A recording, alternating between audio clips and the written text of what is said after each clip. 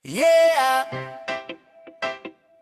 Dito sa eskwela dapat ay natututo, dapat ay tumutulong. Pero bakit parang pera na lang ang habol?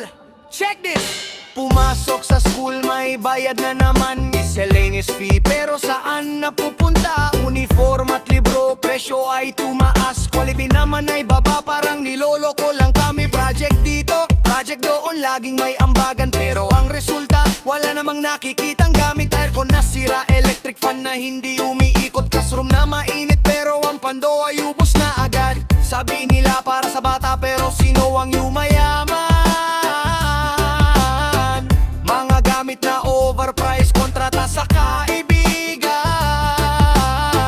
Maintenance fee, development fee, kung ano-ano. Pero ang banyo, sira-sira at mabaho. Corruption sa school, edukasyon ay negosyo.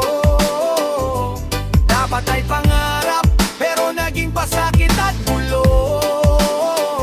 Saan napunta ang budget? Saan napunta ang pondo? Dumaan lang sa papel, napunta sa bulsa ng iilan dito. Corruption sa school, mga bata ang lugi. Dapat ay gabay, pero sila ang nangunguna sa daya.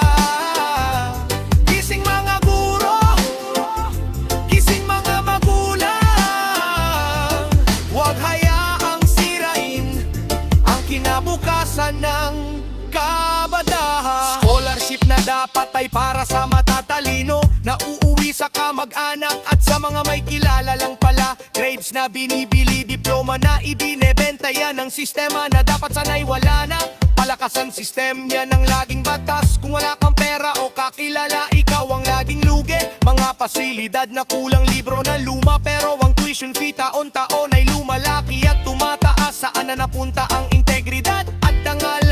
Ang paralan ay dapat mangalawang tahanan, pero ngayon puno ng daya at kasinungalingan. Ang edukasyon naging pribilehiyo na lang ng mayaman. Ang isip ng bata hindi dapat pinagkakitaan. Ng karunungan hindi dapat ibinebenta. Tama na ang kurakot, tama na ang daya.